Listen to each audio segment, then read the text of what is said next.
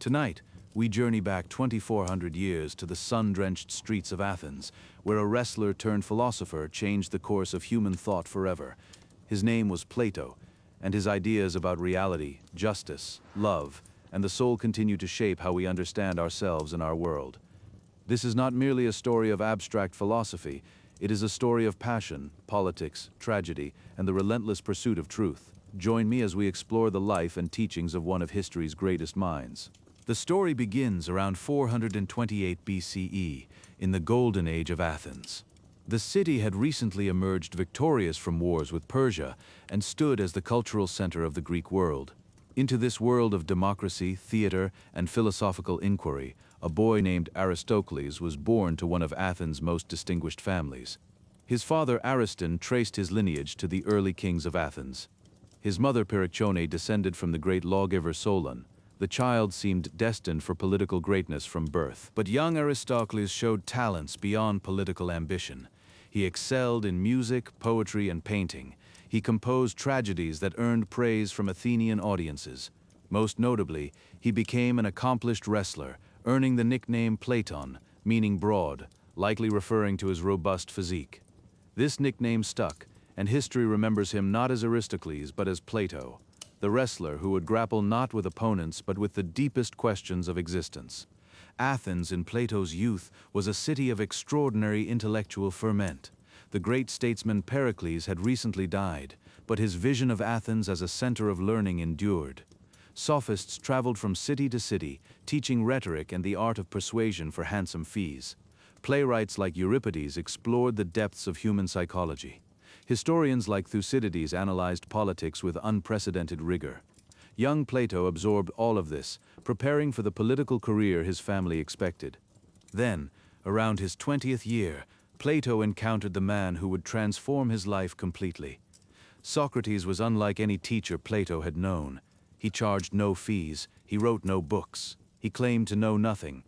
Yet this barefoot stonemason's son drew the brightest young men of Athens into conversations that left them questioning everything they thought they knew. Plato burned his tragedies and devoted himself entirely to philosophy. Socrates taught through questioning rather than lecturing. He would approach someone confident in their knowledge, perhaps a general who claimed to know courage, or a priest who claimed to know piety, and ask simple questions. What is courage? What is piety? The confident answers would crumble under examination. Definitions that seemed obvious revealed hidden contradictions. Certainties dissolved into confusion.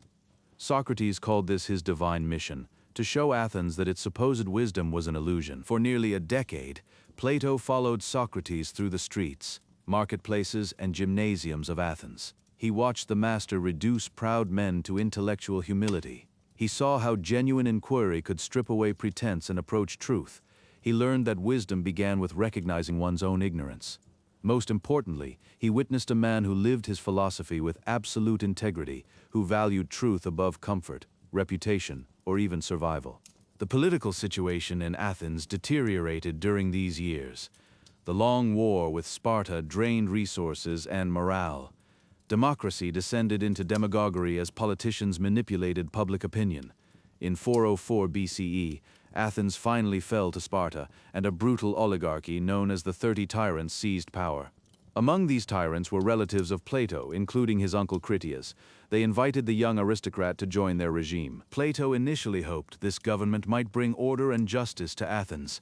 Instead, he witnessed atrocities that horrified him. The 30 executed political enemies without trial. They confiscated property arbitrarily. They even tried to implicate Socrates in their crimes by ordering him to arrest an innocent man. Socrates simply refused and went home, risking his own life rather than participating in injustice. Plato saw clearly that power without wisdom produced only evil. Democracy returned to Athens within a year, but Plato's disillusionment with politics only deepened. The restored democracy seemed driven by the same ignorance and passion as before. Then came the event that shattered Plato's world entirely. In 399 BCE, Athens put Socrates on trial for impiety and corrupting the youth. The real crime was his relentless questioning of Athenian certainties. A jury of 500 citizens found him guilty and sentenced him to death. Plato was present at the trial and witnessed his beloved teacher's final hours. Socrates faced death with remarkable serenity, spending his last day discussing the immortality of the soul with grieving friends. He argued that philosophy was preparation for death, a practice of separating the soul from the body's distractions. When the moment came, he drank the hemlock calmly, chiding his friends for their tears. The best of men, Plato would later write, was taken from them by the most unjust of sentences. This execution transformed Plato from a follower into an original thinker. The questions that consumed him became urgent and personal. How could a city that prided itself on wisdom kill its wisest citizen? What was wrong with Athenian democracy that it could not recognize true virtue? How could such tragedies be prevented in the future? These questions drove Plato's philosophy for the rest of his life. Every dialogue, every theory, every argument can be traced back to that hemlock cup. Plato left Athens after Socrates' death, traveling for more than a decade. He visited Egypt, where he studied mathematics and astronomy with priests who claimed knowledge stretching back millennia. He traveled to Italy, where he encountered followers of Pythagoras who believed mathematics revealed the hidden structure of reality. He went to Syracuse in Sicily, where he befriended Dion, the brother-in-law of the tyrant Dionysius. These travels broadened his perspective beyond the assumptions of Athenian culture. The encounter with Pythagorean philosophy proved particularly influential. The Pythagoreans believed that numbers were the ultimate reality behind appearances. Musical harmony depended on mathematical ratios. Geometric forms possessed a perfection absent from physical objects. This mathematical mysticism resonated with something deep in Plato's thought. Perhaps behind the chaos of the visible world lay an invisible order of perfect forms, accessible not to the senses but to reason alone. Around 387 BCE, Plato returned to Athens and founded the Academy, often called the first university in the Western world. Located in a grove sacred to the hero Academus, this school would operate continuously for over 900 years until closed by the Christian emperor Justinian in 529 CE. Students came from across the Greek world to study mathematics, astronomy, and philosophy. Above the entrance, according to tradition, was inscribed the words, "Let no one ignorant of geometry enter here." The academy was not merely a school, but a community devoted to the pursuit of truth. Students lived simply, sharing meals and engaging in constant discussion. Mathematics formed the foundation of the curriculum, not as an end in itself, but as training for philosophical reasoning. The certainty and precision of geometric proof demonstrated that genuine knowledge was possible. If we could know with certainty that the angles of a triangle equal 2 right angles, perhaps we could achieve similar certainty about justice and virtue. Within this setting, Plato developed his most famous and enduring ideas. Central among them was the theory of forms. Plato observed that the physical world was constantly changing, yet our concepts seemed eternal and unchanging. Individual beautiful things faded and decayed, yet beauty itself remained constant. Particular just acts varied in their circumstances, yet justice itself remained the same. What explained this permanence amid flux? Plato concluded that beyond the visible world of change existed an invisible world of eternal forms. These forms were not mere concepts in human minds, but independent realities more real than physical objects. The beautiful things we see are beautiful only because they participate in the form of beauty. Just actions are just only because they reflect the form of justice. Physical objects are like shadows cast by these eternal realities. He illustrated this doctrine with his most famous image, the allegory of the cave. Imagine prisoners chained in a cave since childhood, facing a blank wall. Behind them burns a fire, and between the fire and the prisoners, puppeteers hold up objects that cast shadows on the wall. The prisoners, knowing nothing else, believe these shadows are reality. They give names to the shadows and consider themselves knowledgeable about the world. Now imagine one prisoner is freed and turned toward the fire. The light would hurt his eyes. The puppets would seem less real than the familiar shadows. If dragged out of the cave entirely, the sunlight would blind him. Only gradually would his eyes adjust. First he would see shadows outside, then reflections in water, then objects themselves, and finally the sun, the source of all light and visibility. He would realize the shadows in the cave were mere images of images. This prisoner, Plato said, represented the philosopher. Most people live among shadows, mistaking appearances for reality. The philosopher, through rigorous training of the mind, ascends from shadows to the eternal forms. The journey is painful and disorienting. The philosopher who returns to the cave seems foolish to those still imprisoned, unable even to compete in shadow-naming games, yet only this philosopher has seen true reality. The form of the good occupied the highest place in Plato's metaphysics. Just as the sun makes vision and visibility possible in the physical world, the good makes knowledge and knowability possible in the realm of forms. The good is the ultimate source of reality and truth. To truly know anything is ultimately to understand its relationship to the good. Philosophy, therefore, was not merely intellectual exercise, but a spiritual ascent toward the highest reality. This metaphysical vision had profound implications for how Plato understood the human soul. He argued that the soul existed before birth in the realm of forms, where it directly perceived eternal truths. When the soul entered a body at birth, it forgot this knowledge. Learning, therefore, was really remembering. Education did not fill an empty vessel but awakened dormant knowledge. The teacher's role was not to transmit information but to help students recollect what their souls already knew. Plato demonstrated this doctrine dramatically in the dialogue Meno. Socrates takes an uneducated slave boy and through questioning alone leads him to discover geometric truths. The boy has never studied geometry, yet he arrives at correct conclusions. How is this possible unless the knowledge was already present in his soul? The questions simply awakened what birth had caused him to forget. All genuine learning, Plato suggested, followed this pattern. The soul itself had a complex structure in Plato's analysis. He divided it into three parts: reason, spirit, and appetite. Reason sought truth and should rule the soul. Spirit provided emotional energy and courage, naturally allied with reason. Appetite included all physical desires, from hunger to lust. The just soul was one in which reason ruled, spirit supported, and appetite obeyed. Injustice arose when this natural hierarchy was disrupted. He illustrated this division with the image of a charioteer driving two horses. One horse was noble and obedient, representing spirit. The other was wild and unruly, representing appetite. The charioteer was reason, struggling to control both horses and direct them toward the good. This image captured the internal conflict everyone experienced, the struggle between higher aspirations and lower desires. Philosophy trained the soul to strengthen reason and bring the whole into harmony. This psychological theory, connected directly to Plato's political philosophy, developed most fully in the Republic. Just as the individual soul had three parts, the ideal city would have three classes. Rulers would be philosophers whose reason had been trained through years of study. Warriors would be spirited defenders of the city's values. Producers, including farmers, craftsmen, and merchants, would provide for material needs. Justice in the city meant each class performing its proper function. The famous proposal for philosopher kings emerged from this analysis.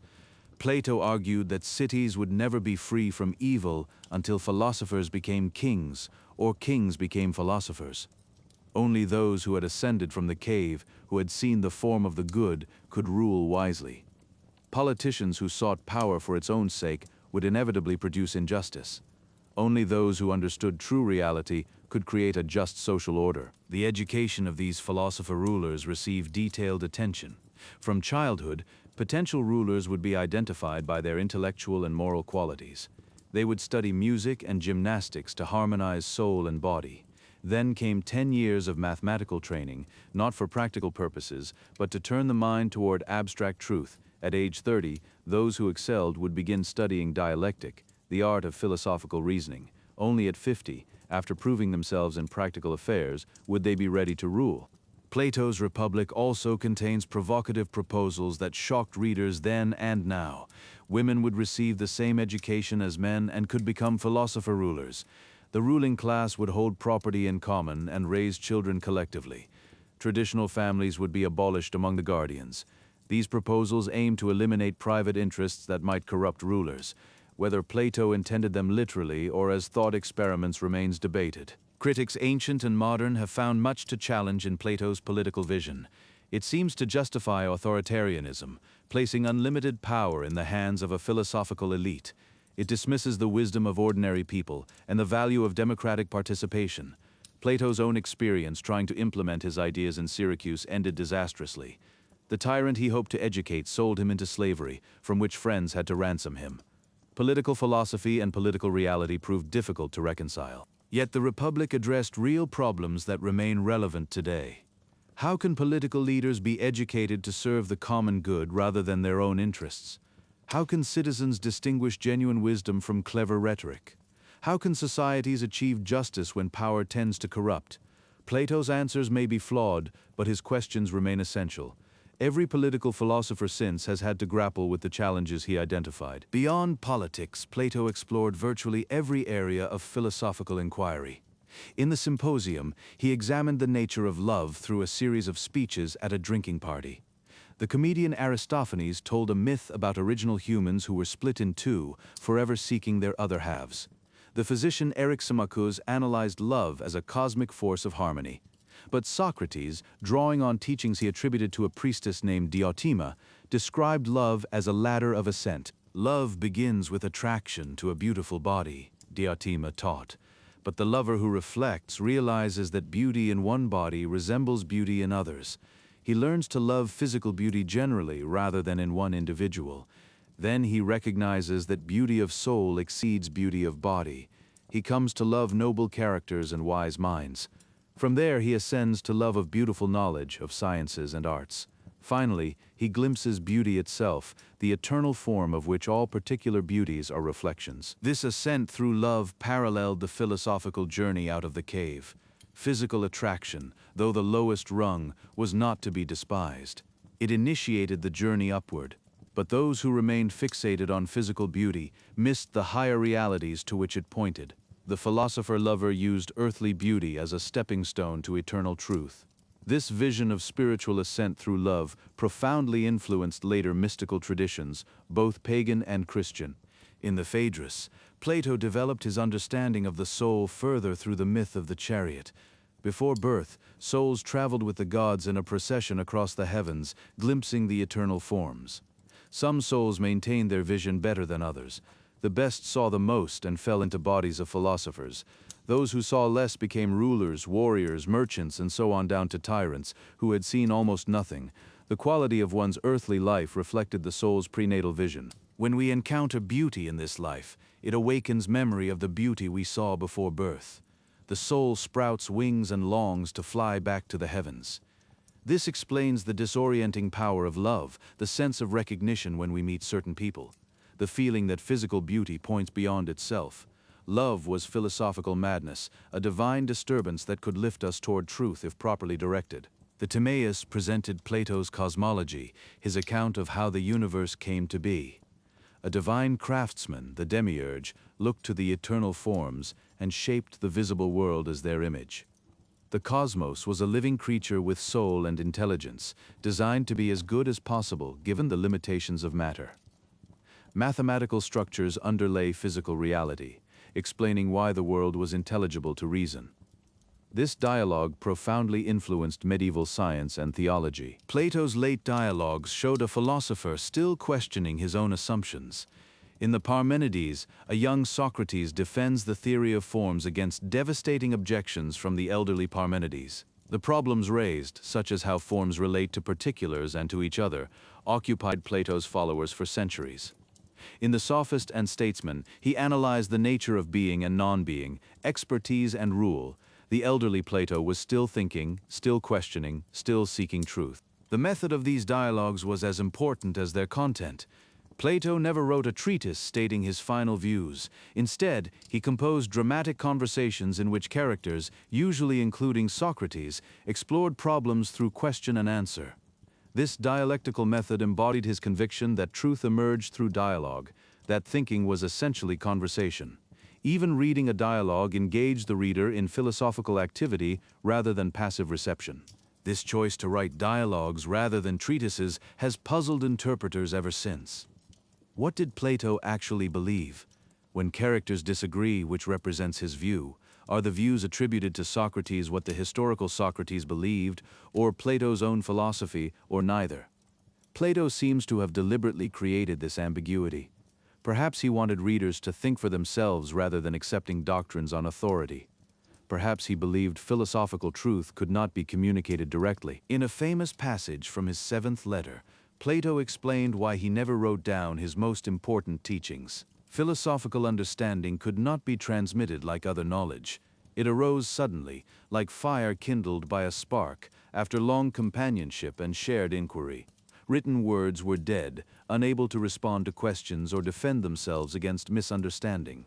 True philosophy required living dialogue between souls genuinely seeking truth. The academy became the institutional embodiment of this philosophical community. Students did not merely attend lectures but lived together in philosophical conversation. Plato presided over this community for 40 years, writing, teaching, and pursuing inquiry alongside younger thinkers. The greatest of these was Aristotle, who arrived at the academy at 17 and remained for 20 years until Plato's death. Teacher and student differed on fundamental questions, yet their dialogue shaped all subsequent philosophy. Aristotle would eventually reject Plato's theory of forms, arguing that forms existed within particular things rather than separately.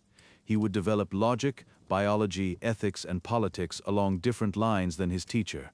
Yet he never escaped Plato's influence entirely. His thinking was always in dialogue with Platonic ideas, accepting some, modifying others, rejecting still others. As the philosopher Alfred North Whitehead would say millennia later, all of Western philosophy consists of footnotes to Plato. Plato died around 348 BCE, approximately 80 years old, reportedly while attending a wedding feast. By then, his influence extended throughout the Greek world. The academy continued under successors who developed and modified his teachings.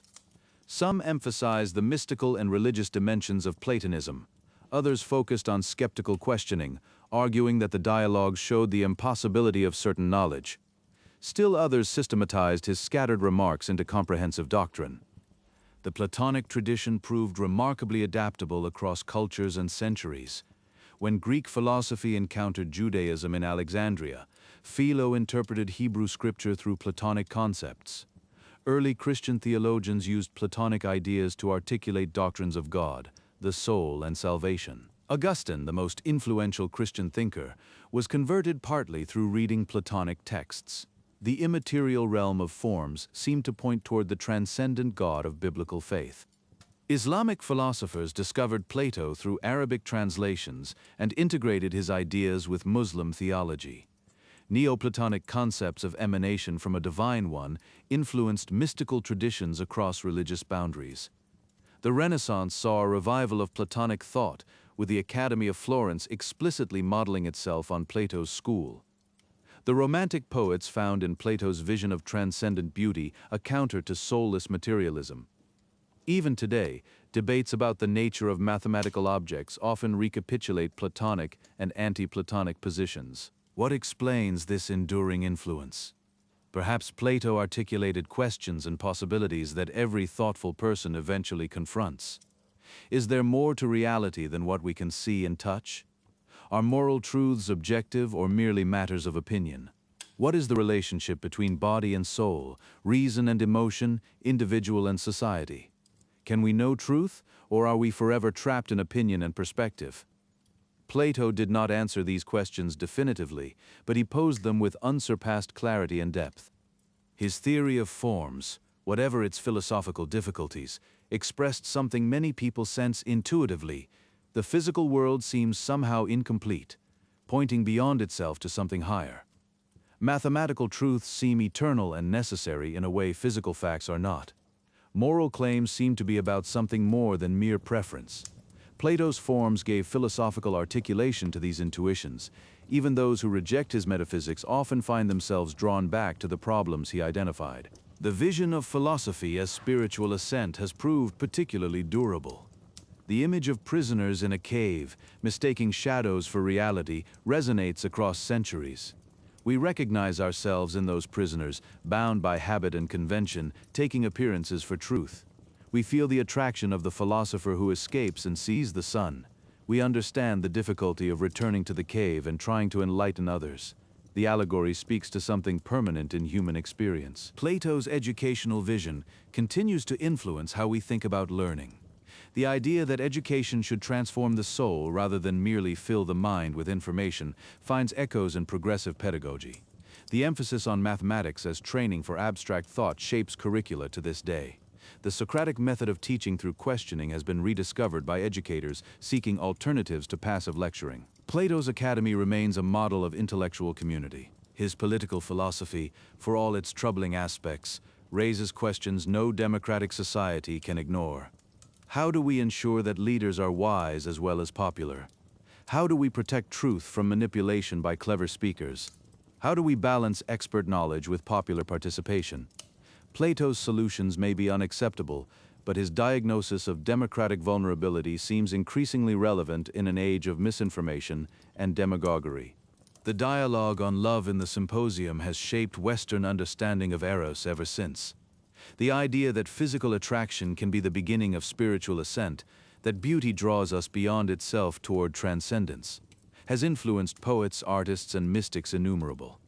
The language of Platonic love, though often misunderstood to mean merely non-physical affection, originally meant love that ascends from bodies to souls to eternal forms. This remains one of the most powerful frameworks for understanding love's transformative potential. Perhaps most fundamentally, Plato modeled what it meant to be a philosopher.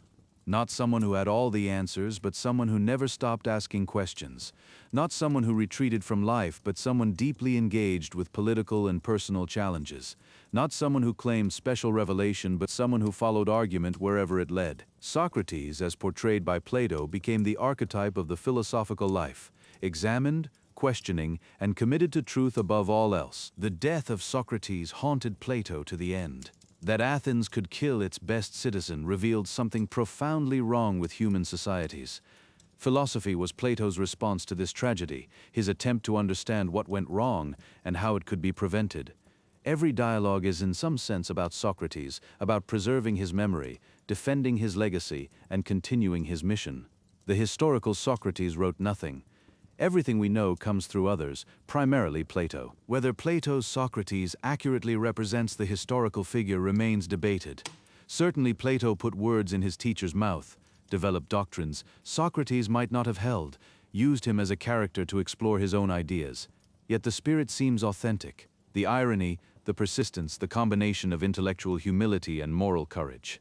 Through Plato's art, Socrates became immortal, continuing to question readers across millennia just as he questioned Athenians in the Agora. The academy Plato founded outlasted the Roman Empire. His writings survived when countless others were lost. His ideas permeated theology, science, and literature beyond what any summary can capture. Yet he would likely be uncomfortable with uncritical reverence. His dialogues model philosophical inquiry, not philosophical system. They invite disagreement, questioning, further thought. The proper response to Plato is not passive acceptance, but active engagement. Read the dialogues themselves if you have not. Join the conversation that has continued for 24 centuries. Ask whether the forms exist and how they relate to particulars. Ask whether the soul is immortal and what evidence could decide the question. Ask whether philosopher kings would be wise or tyrannical. Ask whether love can lead to wisdom or is merely pleasant distraction. Ask whether we can know truth or are forever lost in the cave. These questions have no final answers, but the asking transforms us. Philosophy, as Plato understood it, was not information to be memorized, but a way of life to be practiced. It required courage to question received opinions, persistence to follow arguments to their conclusions, humility to admit ignorance, and love of truth above comfort or reputation. These virtues do not become obsolete with changing times. In our age of information overload and confident ignorance, Socratic questioning seems more necessary than ever. In our age of political polarization, Platonic reflection on justice and the common good offers valuable perspective. In our age of materialism and distraction, Platonic intimations of transcendence speak to longings that commerce cannot satisfy. The ancient philosopher remains our contemporary in all that matters most. As we conclude this journey through Plato's life and thought, remember that you have only glimpsed the beginning. The dialogues await, each one a world to explore. The secondary literature spans libraries. The ongoing conversation includes voices from every century and culture. You are invited to join, to add your questions to those Socrates asked, to continue the ascent from the cave that Plato described. May you find in these ancient teachings illumination for your own path. May the questions Plato raised become your questions. May the love of wisdom he embodied inspire your own seeking, and may you remember in moments of doubt and darkness the image of Socrates calmly drinking the hemlock, showing that philosophy prepares us for everything, including death itself. Some truths are worth dying for. More importantly, they are worth living for. Thank you for joining us on this journey through ancient wisdom. The sun that Plato's philosopher saw outside the cave continues to shine. Its light reveals a world more wonderful than shadows suggest. The invitation stands to all who would see, turn from the wall, ascend the steep path, and behold what generations of seekers have found. The love of wisdom has no end. The conversation continues. You are welcome to join. Until we meet again, farewell. And remember always that the unexamined life is not worth living. Let us now explore more deeply the practical applications of Platonic philosophy in everyday life. For wisdom that remains merely theoretical fails its purpose. Plato intended his teachings to transform how people lived, not merely how they thought. The philosopher who returns to the cave has obligations to those still imprisoned, and each of us in our own way can participate in this mission of enlightenment. Consider first the Platonic understanding of reality and how it might change your perception. Most of us move through life accepting appearances without question. We assume that what we see is what is real, that the material world exhausts existence. Plato challenges this assumption profoundly.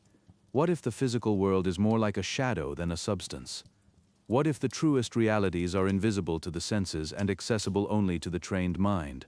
This shift in perspective can be liberating. If the physical world is not ultimate reality, then its disappointments and losses, while painful, are not final.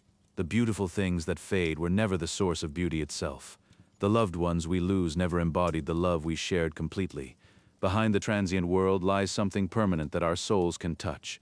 This is not escapism, but a deepening of engagement with what truly matters. Plato's educational vision offers guidance for lifelong learning. Most education today focuses on information transfer and vocational training. Plato would find this inadequate. True education reorients the entire soul toward truth. It is not about filling an empty container, but turning a light from darkness to illumination. This requires not just new content, but new ways of seeing, thinking, and being. Education is fundamentally transformative. The mathematical emphasis in Plato's curriculum was not arbitrary. Mathematics trains the mind to grasp abstract truths, independent of physical examples. When you understand that the Pythagorean theorem holds for all right triangles, not just the ones you have measured, you have accessed a universal truth. This capacity to grasp universals is essential for philosophy. The forms are like mathematical truths, eternal and necessary, known through reason rather than sensation. Even without formal mathematical study, we can cultivate this capacity. Whenever we move from particular cases to general principles, we practice Platonic thinking. Whenever we ask what makes various instances examples of the same type, we approach the forms. Whenever we question whether our concepts capture reality accurately, we engage in dialectic. The philosophical habit of mind can be developed in any thoughtful person willing to question assumptions. The Socratic method remains powerful for personal inquiry. Instead of accepting beliefs passively, we can question them systematically. What do I really mean by this concept? What are its implications? Are there counterexamples that challenge my understanding? What would follow if I am wrong? This kind of self-examination was what Socrates meant by the examined life. It is uncomfortable because it reveals our ignorance, but it is necessary for genuine growth. Plato's analysis of the soul offers tools for self-understanding. Most of us experience internal conflict between different desires and impulses. We want to pursue long-term goals but are tempted by immediate pleasures. We believe in certain values but act against them. We know what we should do but find ourselves doing otherwise. Plato's tripartite soul explains this conflict and suggests how to address it. The task is to strengthen reason so it can govern spirit and appetite effectively. This is not about suppressing desires but harmonizing them under wise direction. Spirit, the seat of pride and courage, should ally with reason against appetites that would lead us astray. When we feel anger at injustice, that is spirit serving reason. When we feel pride in doing what is right despite temptation, spirit and reason work together. The well-ordered soul experiences internal peace. Practical techniques can support this ordering. Meditation and reflection strengthen reason's voice against the clamor of appetite. Habituation builds patterns that make virtuous action easier. Community with others committed to wisdom provides support and accountability. The philosophical life is not achieved once, but practiced daily. Every choice either strengthens or weakens reason's governance. Plato would recognize modern practices like mindfulness as tools for the same ancient goal. The political philosophy of the Republic, despite its problematic elements, contains insights for citizenship. Plato saw clearly how passion and ignorance corrupt political judgment. He understood that those who seek power most eagerly are often least suited to wield it. He recognized that rhetoric could manipulate crowds against their own interests. These dangers do not disappear in democratic societies. They may even intensify. The remedy is not to abandon democracy, but to improve the quality of democratic participation. This requires citizens capable of distinguishing truth from falsehood, substance from rhetoric, genuine expertise from confident pretense. It requires educational institutions that develop these capacities. It requires a culture that values wisdom over celebrity, evidence over assertion, the common good over partisan advantage. Plato's critique of democracy was motivated by concern for its health, not desire for its destruction. We might also draw wisdom from Plato's teaching on love. Modern culture tends to trivialize eros as merely physical attraction.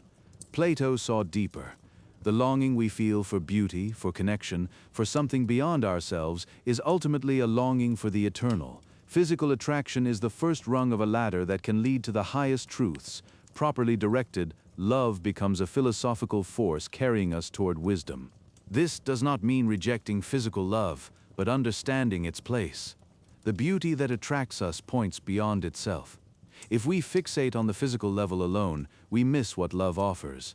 But if we allow attraction to awaken higher capacities, we begin the ascent Diotima described. Love becomes education, drawing us beyond our current limitations toward realities we would otherwise never seek. The beloved becomes not an endpoint, but a gateway. Plato's vision of the philosophical community offers a model for seeking truth together. He did not think wisdom could be achieved in isolation. The academy brought together diverse minds in shared inquiry. Through dialogue, individuals saw blind spots that solitary reflection missed. Through friendship, they found support for the demanding philosophical life. Truth emerged in the space between persons genuinely seeking it together. We can create similar communities in our own lives, finding others committed to wisdom, to honest inquiry, to following truth wherever it leads, enriches our own seeking immeasurably. Book groups, discussion circles, philosophical friendships, even online communities can serve this purpose if animated by genuine philosophical spirit. The goal is not agreement, but shared commitment to inquiry.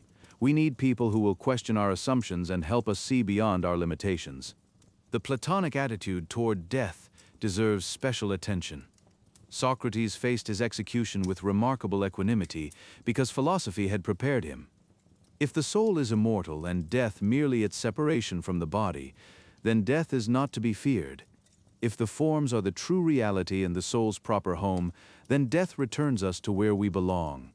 This is not mere comfort, but follows from metaphysical commitments about the nature of reality. Even without certainty about immortality, the philosophical life provides perspective on mortality. If we spend our lives pursuing truth, beauty, and goodness, death cannot take what matters most.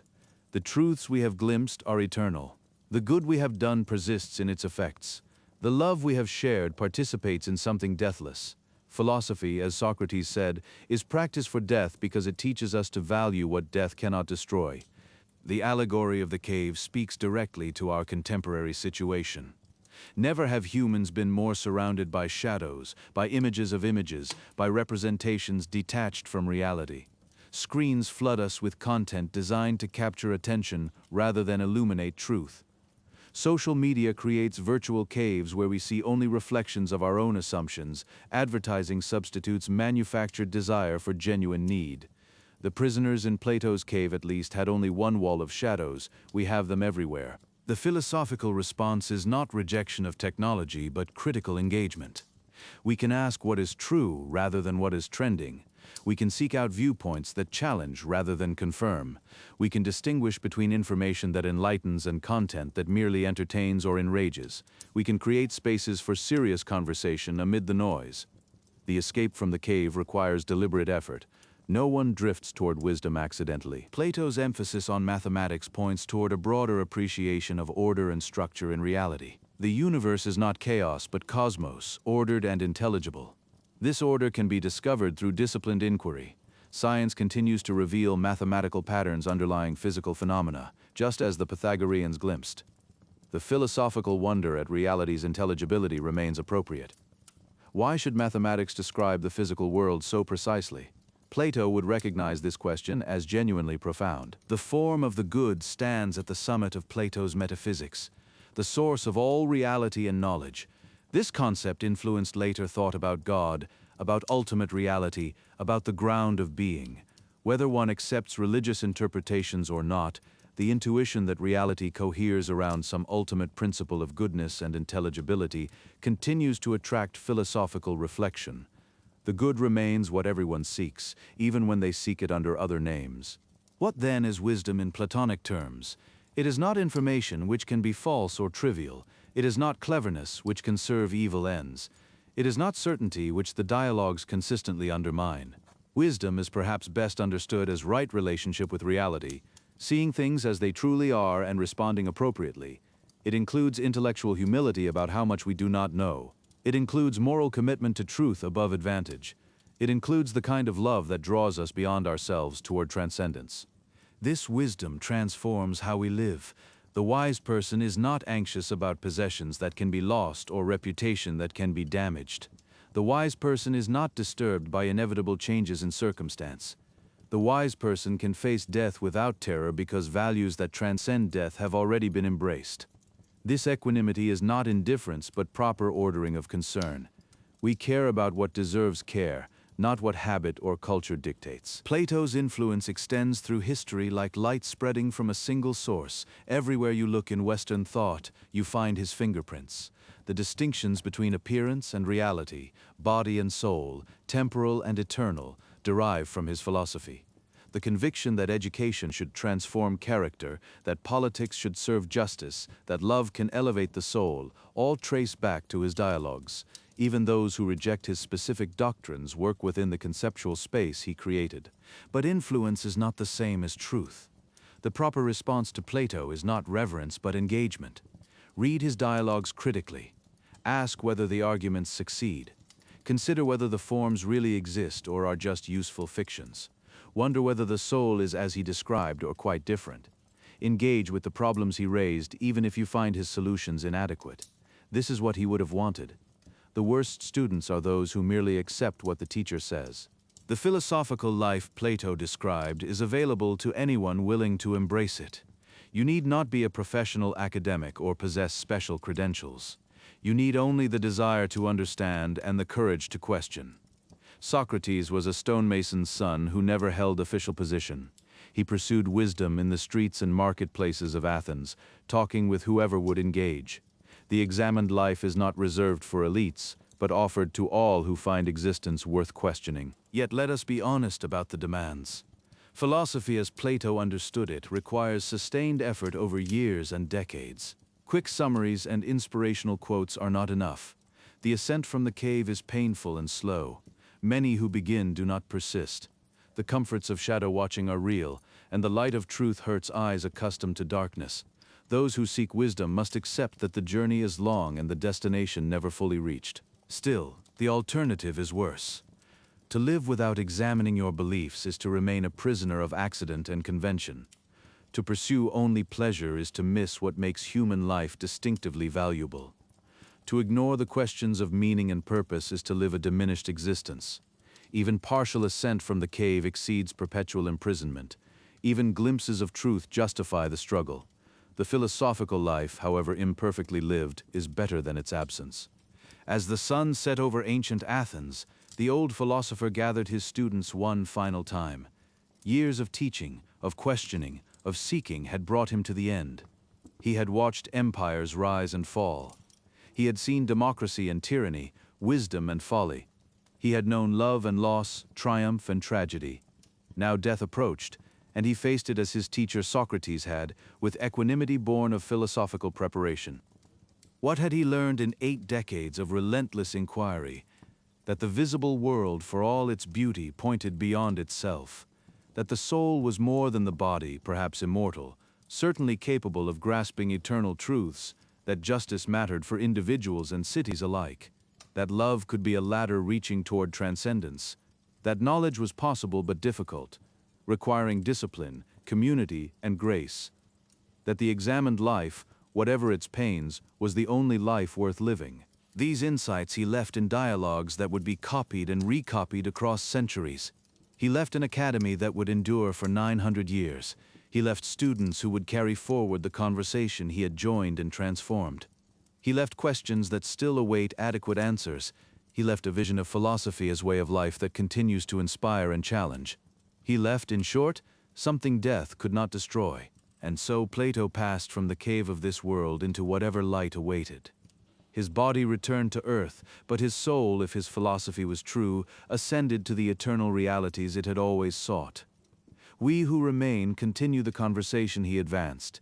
We read his words and argue with his ideas and try to live the examined life he commended. The ancient philosopher is present wherever genuine inquiry occurs.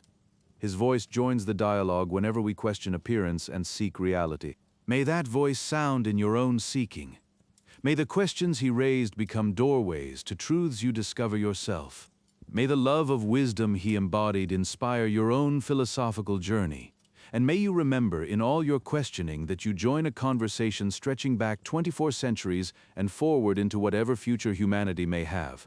Philosophy has no end. Welcome to the endless dialogue. This concludes our journey through the life and teachings of Plato. Thank you for walking with us through ancient Athens and into the timeless realm of ideas. The Academy's door stands open still. Enter whenever you are ready. The conversation awaits. Before we part, let us revisit one more time the central images that Plato left us. For these images carry his philosophy in forms that speak to heart as well as mind.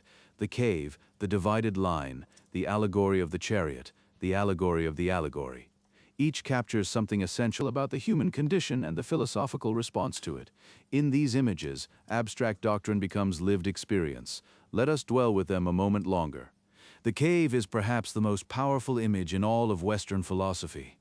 We are prisoners from birth, Plato tells us, unable even to turn our heads, watching shadows on the wall and taking them for reality.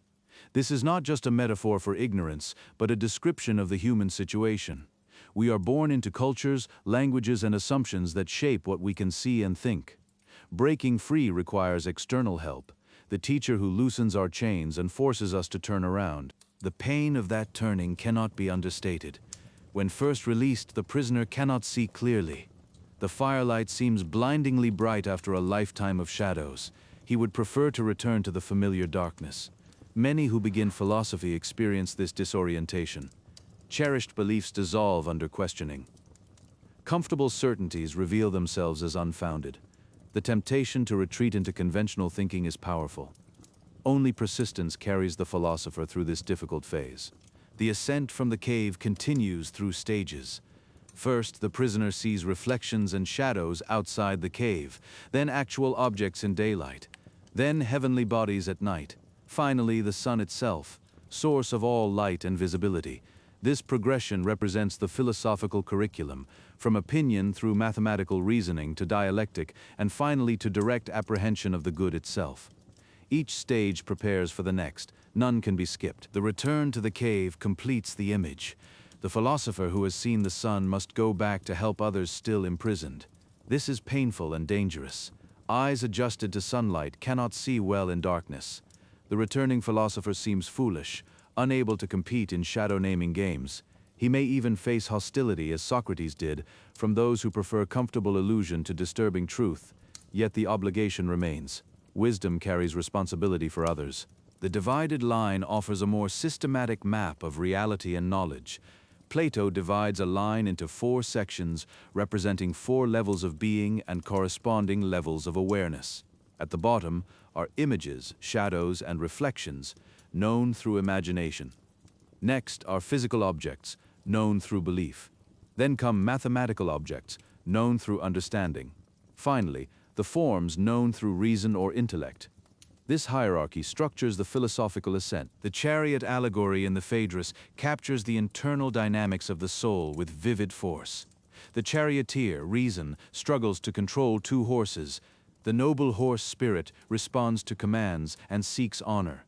The base horse, appetite, is deaf to reason and seeks only gratification. Together they pursue the beautiful beloved, but each for different reasons. Reason seeks the beauty of virtue and truth. Spirit seeks the honor of noble attachment.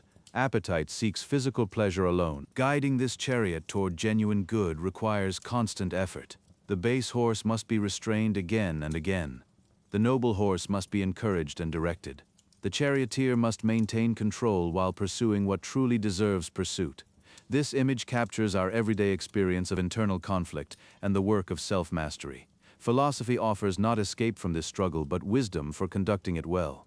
These images work together to communicate Plato's vision.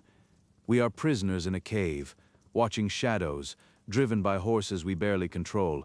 Yet we can escape, we can ascend, we can learn to govern ourselves and see reality clearly.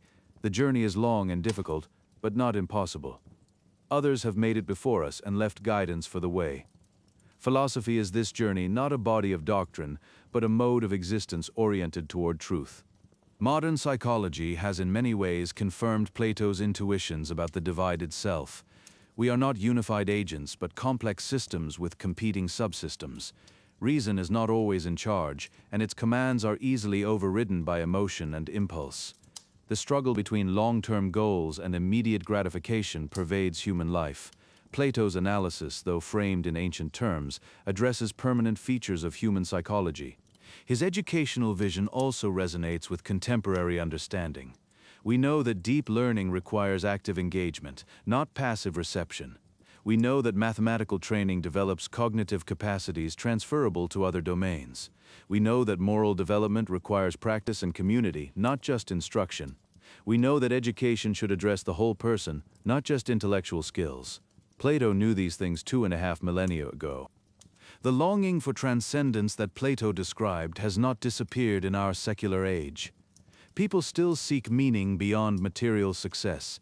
They still fall in love and sense that their beloved points towards something infinite. They still create and appreciate art that seems to capture eternal beauty. They still ask whether their lives matter and whether death is the final word. Plato's philosophy addresses these longings with intellectual rigor and spiritual depth. Perhaps this is why Plato endures when so many ancient thinkers are forgotten. He wrote about what matters most to human beings. He addressed our deepest questions with the full power of his remarkable mind. He created images that speak across cultures and centuries. He modeled a way of life devoted to wisdom.